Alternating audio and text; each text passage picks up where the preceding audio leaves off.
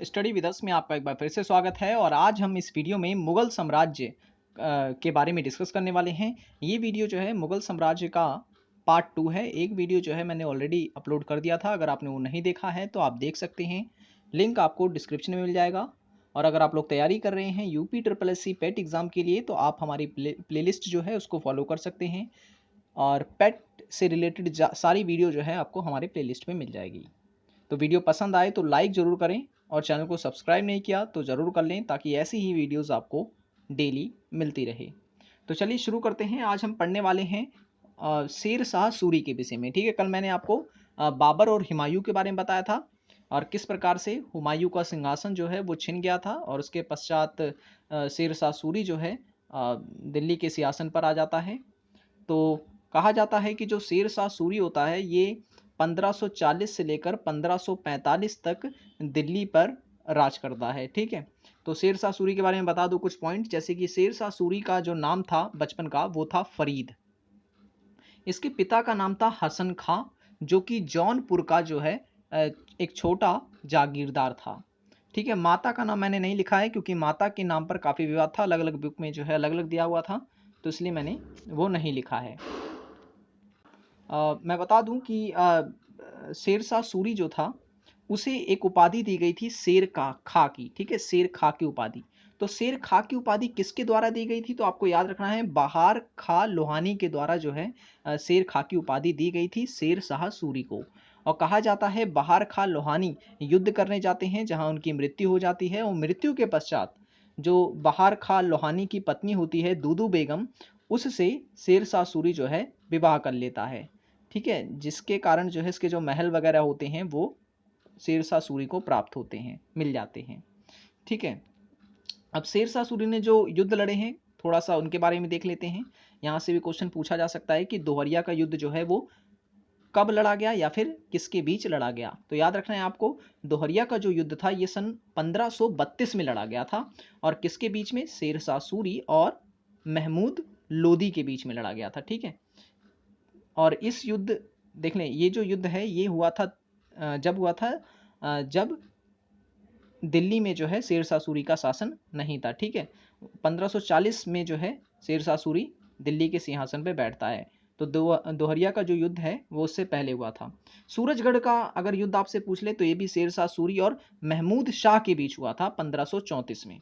इसमें भी शेर शाह सूरी की विजय होती है और महमूद शाह जो है वो हार जाता है। तो कहा जाता है कि शेर शाह सूरी 13 लाख दिनार की मांग करता है महमूद शाह से और उसे देने पड़ते हैं। फिर होता है चौसा का युद्ध। चौसा के युद्ध में पहली बार जो है शेर शाह सूरी ने हुमायूं को हराया था। ये मैंने आपको पहले वाले वीडियो में बताया है। 1539 में जो है ये युद्ध हुआ था, 1539 में। और कहा जाता है इस युद्ध में शेर शाह सूरी जीत जाता है, हुमायूं जो है बुरी तरह से हार जाता है। और कहा जाता है कि शेर शाह की जो उपाधि है ना, फरीद ने शेर शाह की जो उपाधि है वो इसी युद्ध के पश्चात जो है धारण की थी और अपने नाम का जो है खुतबा पढ़वाया था। ठीक है, खुतबा पढ़वाया था। आपसे क्वेश्चन पूछा जा सकता है कि शेर शाह की उपाधि जो है शेर शाह सूरी ने किस युद्ध के पश्चात धारण की थी, तो चौसा के युद्ध के पश्चात धारण की थी। और खुतबा कौन से युद्ध के पश्चात पढ़ाया था, तो आपका आंसर होगा चौसा के युद्ध के पश्चात। कन्नौज के युद्ध की बात करते हैं। कन्नौज युद्ध जिसे बेलग्राम युद्ध के नाम से भी जाना जाता है, सन 1540 में लड़ा गया था ये युद्ध और शेर शाह सूरी और हुमायूं के बीच हुआ था। शेर शाह सूरी जो है वो इस युद्ध में जीत जाता है और हुमायूं इस युद्ध में हार जाता है और दिल्ली का सिंहासन जो है वो शेर शाह सूरी के पास आ जाता है। और फिर शेर शाह सूरी जो है वो भारत में सूरवंश की स्थापना करता है। ठीक है, सॉरी, दिल्ली में सूरवंश की स्थापना करता है। तो आपसे पूछा जा सकता है कि शेर शाह सूरी ने किस वंश की स्थापना की, तो सूरवंश की स्थापना की थी। ठीक है, और भी अभी हम जितने भी इंपॉर्टेंट फैक्ट्स हो सकते हैं जैसे कि प्रशासनिक व्यवस्था इत्यादि से रिलेटेड वो हम अभी आगे डिस्कस करेंगे। ठीक है, और कहा जाता है उक्ता उक्ता नामक अग्नि शास्त्र जो है चलाते वक्त उसकी मृत्यु हो जाती है। ठीक है, तो याद रखना है, ये भी आपसे क्वेश्चन बनता है कि उक्ता या उक्का, सॉरी, उक्का नामक अग्नि जो यंत्र था या अग्निशास्त्र जो था वो चलाने के दौरान किसकी मृत्यु हुई थी, तो शेरशाह सूरी की मृत्यु हुई थी। अब शेरशाह कालीन प्रशासन की हम बात कर लेते हैं। तो मैं बता दूं 4 विभाग जो थे वो काफ़ी महत्वपूर्ण थे। ठीक है, शेर शाह के प्रशासन में। और मैं बता दूं शेर शाह जो थे वो एक व्यवस्था सुधार के रूप में भी जाने जाते हैं, क्योंकि इन्होंने कई प्रकार की सड़कें, इमारतें, मुद्राएं ये सब चलाई, जिसके कारण जो है इनका भी काफ़ी इतिहास में नाम है। तो वो सारे फैक्ट मैं आगे भी डिस्कस करूंगा। तो 4 विभाग जो थे वो काफ़ी प्रसिद्ध थे। ठीक है, पहला था दीवाने वजारत। ठीक है, क्या था? दीवाने वजारत। तो दीवाने वजारत जो था वो संबंधित था लगान से। इसका कार्य होता था लगान की वसूली करना, लगान का निर्धारण करना इत्यादि। जबकि दीवाने आरिज जो था, दीवाने आरिज का कार्य था सेना प्रबंध करना। ठीक है, सेना की देखरेख करना। ठीक है, और सेना पर नियंत्रण स्थापित करके रखना। दीवाने रसाल की बात करें तो दीवाने रसाल जो था वो विदेश मंत्री को कहा जाता था। ठीक है, और दीवाने इंसा का जो कार्य था वो था कि राजा के द्वारा जो भी आदेश वगैरह दिए जाते हैं उसको लिखना। ठीक है, दीवाने इंसा का कार्य ये होता था। शेर शाह ने अपना संपूर्ण साम्राज्य जो है वो 47 सरकारों में विभाजित किया था। ठीक है, 47 सरकारों में विभाजित किया था, और प्रत्येक सरकार के 2 अधिकारी होते थे। ठीक है, प्रत्येक सरकार के 2 अधिकारी होते थे। पहला सिकदार ए सिकदारान, और दूसरा है मुंसिफ ए मुंसिफान। ठीक है, ये दोनों अधिकारियों के नाम आपको याद रखने हैं, एग्जाम में पूछे गए हैं ये। न्याय अधिकारी की अगर हम बात करूं तो न्याय अधिकारी था वो था मुंसिफ ए मुसीफान। ठीक है, मुसीफान, मुंसिफ ए मुसीफान, ये न्यायिक अधिकारी था। अब बात करते हैं भू राजस्व व्यवस्था की। तो शेर शाह सूरी के समय जो है भू राजस्व व्यवस्था जो थी वो काफ़ी उत्तम प्रकार की थी। शेर शाह की जो लगान व्यवस्था की अगर हम बात करें तो लगान व्यवस्था जो थी वो रैयतवाड़ी थी। ठीक है, रैयतवाड़ी व्यवस्था थी वहाँ पर।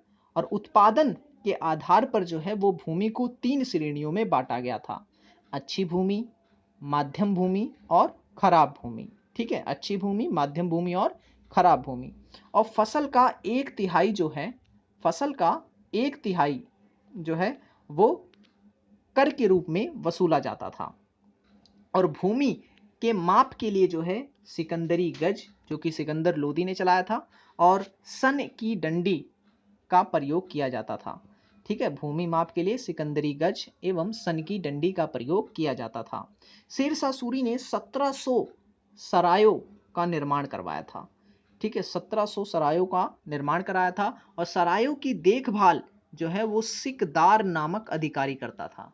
ठीक है, सिकदार नामक अधिकारी करता था। बात करते हैं मुद्रा व्यवस्था की।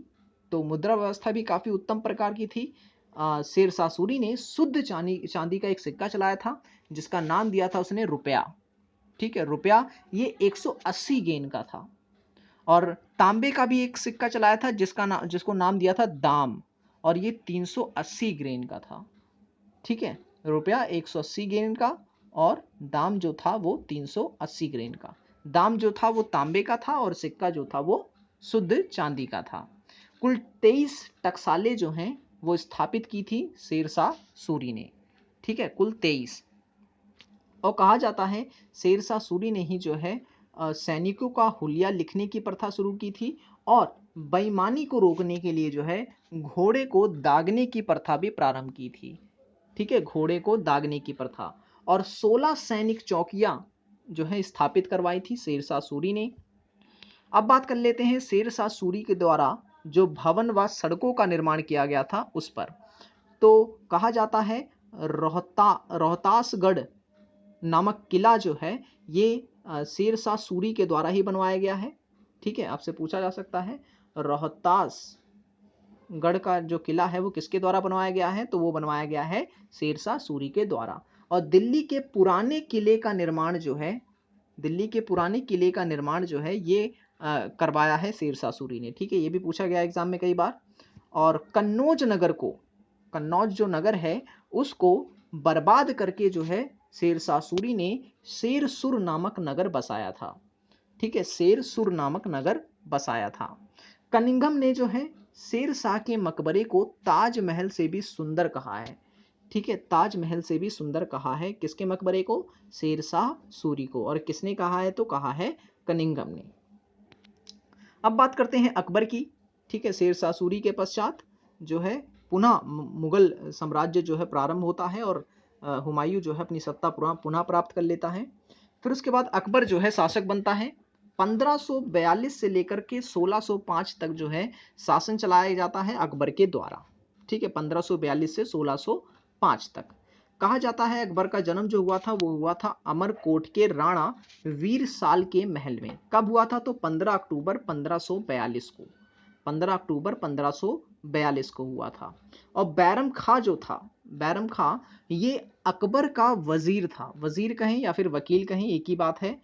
ठीक है, अकबर ने बैरम खां को अपना वकील नियुक्त किया था और उसे जो है एक उपाधि दी थी। ये उपाधि कई बार एग्जाम में पूछी जाती है, खान ए खाना। ठीक है, खान ए खाना की उपाधि जो है अकबर ने प्रदान की थी किसको? बैरम खां को। अब बात करते हैं अकबर के द्वारा जो प्रमुख युद्ध लड़े गए थे, जैसे कि पानीपत का द्वितीय युद्ध। पानीपत का जो द्वितीय युद्ध है ये लड़ा गया था 5 नवंबर 1556 को। ठीक है, 5 नवंबर 1556 को। किसके किसके बीच में? तो अकबर की तरफ से थे बैरम खां और मोहम्मद आदिल शाह की तरफ से थे हेमू। तो कहा जाता है इस युद्ध में अकबर की विजय होती है और हेमू पराजित हो जाता है।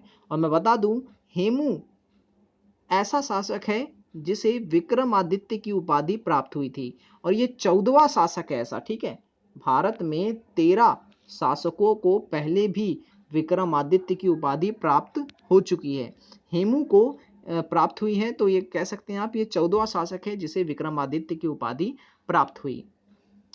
अब बात करते हैं तिलवाड़ा के युद्ध की। तिलवाड़ा का युद्ध भी अकबर और बैरम खां के बीच हुआ था। इसमें अकबर जीत जाता है और बैरम खां की पराजय हो जाती है। अकबर से संबंधित और भी महत्वपूर्ण जो तथ्य हैं वो मैं आगे की वीडियो में आपको बताऊंगा। ठीक है, और अकबर ने जो है 1562 में दास प्रथा को समाप्त किया था। 1563 में उसने तीर्थ यात्रा पे जो कर लगता था उसको समाप्त किया था और 1564 में जजिया कर को भी समाप्त किया था। यहाँ पर आपके लिए एक सवाल है और आपको कमेंट में बताना है कि किस मुगल शासक ने जजिया कर पहली बार लगाया था। ठीक है, पहली बार किस मुगल शासक ने जजिया कर लगाया था? आपके लिए क्वेश्चन है, कमेंट में आप मुझे जरूर बताएं। वीडियो पसंद आई हो तो लाइक जरूर करें और चैनल को सब्सक्राइब नहीं किया तो जरूर कर लें ताकि ऐसी ही वीडियोस आपको मिलते रहे। ठीक है, और अगर आप पहले की वीडियोस को देखना चाहते हैं तो आप हमारी प्ले लिस्ट पे जा सकते हैं। यूपी पेट के नाम से हमारी प्ले लिस्ट है। मिलेंगे नेक्स्ट वीडियो में। Thanks for watching this video.